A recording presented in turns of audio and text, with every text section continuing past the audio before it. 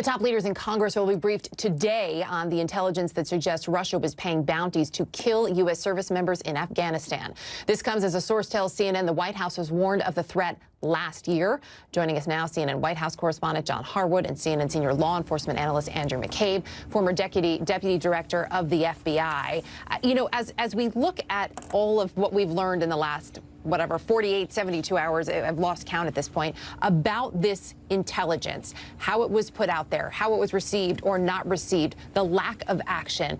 And as you look at this, having been involved in intelligence and how this all plays out, the fact that this was in the Daily Brief, the fact that it was deemed, even if there was some discrepancy, as we heard from the White House, but it was still deemed important enough because it specifically involved U.S. troops. Just put that into context for us and what that would normally trigger in terms of a response.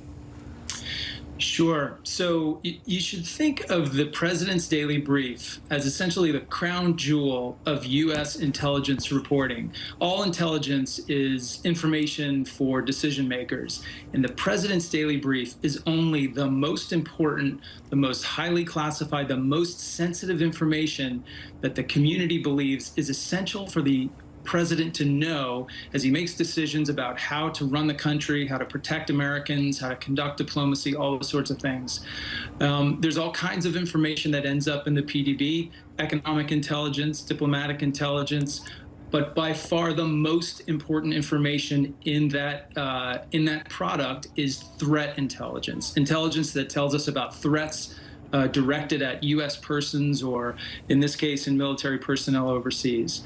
A little bit about the PDB, the President's Daily Brief. It is actually a product that's produced every night. The staff works 24 hours a day.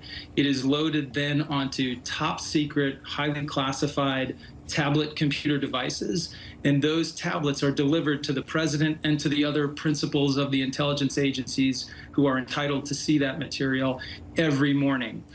The briefers from the President's, from the PDB staff will typically sit down with the President or with the other principals and orally go over some of the material in the tablet.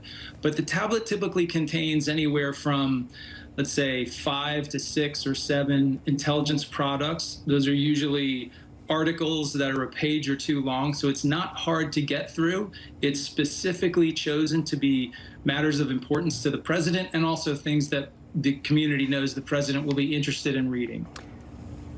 The White House was in the extraordinary position, Andy, of saying the President does read when asked if he reads his daily briefs. You were there. What was your experience on this front? Well, I'm really happy to hear that. It's always good to know that your president reads. It's not entirely consistent with my own experience with preparing our directors to go to sit with the president, either in national security sessions or in homeland security sessions. In those cases where the FBI was responsible for briefing or presenting a particular issue, the question we always had was, what are we going to show him on video? It was widely known that if you wanted the President's attention, you had to bring a video with you to the brief, something animated, something with pictures. And if you did not have that, you probably would not get much engagement from the President on your issue. John, in terms of engagement, we're learning now from the National Security Advisor that Robert O'Brien, that the President wasn't briefed at the time because they weren't corroborated. Apparently now he has been briefed, but it still raises the question of, in the White House, what are you hearing, John? What's your reporting in terms of the President's reaction to this intelligence? And if he has now been briefed, is there some impetus to take action?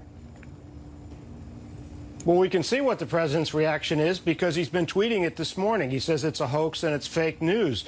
Look, Erica, pretty much everything the White House has said about this incident is nonsense. And I think that we got to, we're accustomed as journalists to analyzing this through the frame of, well, what would a normal president do? What's this president doing? What's his strategy? Who's advising him? What's he going to do? It's impossible to ignore the conclusion that what we see with our own eyes leads us to what the testimony of his top former aides, Kelly, Mattis, Bolton, leads us to. And that is, this president is broken. His White House is broken. He's not fit for the job. He's not doing the job. He's sitting there on his phone, ignoring the pandemic, stoking racism.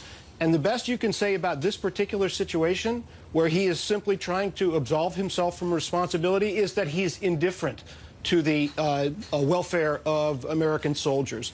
And that's where we find ourselves, and that's why you're seeing the reaction from the American people on all these fronts, because the crises that are convulsing the United States right now, health crises, racial crises, he is actually making worse.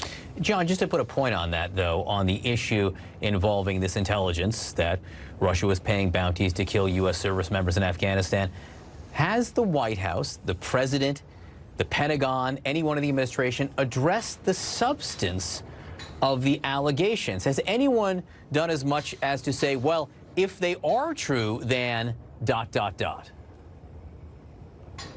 No. And again, the president is saying that they're not true. We saw yesterday Liz Cheney, who's a member of the Republican leadership in the House, say that if these things are true, we need a swift and deadly response from the United States. You haven't heard anything close to that from the administration. The president, through his entire term of office, has been deferential to Vladimir Putin. He's taken actions which advance the interests of the Russian state, weakening NATO, dividing the Western alliance. It's quite obvious that he is not on the same page as the national security interests of the United States. And as we look at all of that, the fact that there hasn't even been, you know, as John just said, there hasn't been any of this, well, if it were true, here's what we would need to do moment, that also sends a big message to Vladimir Putin. Sorry, Andy, that was for you. I'm not sure if you can. Oh, no, I heard you, Erica. So it absolutely does. And the idea that this president didn't see, didn't read, didn't focus on, didn't call a meeting about, didn't ask for more information about a direct threat to U.S. soldiers, and then conducted several interactions with the president of Russia without having taken those steps is absolutely unthinkable. To walk into those sorts of interactions without even the basic information you need to confront that, to confront President Putin about this threat is, I just can't, I can't imagine what he was possibly thinking. Andy McCabe, John Harwood, thank you both very much for being with us. Appreciate your time on this subject.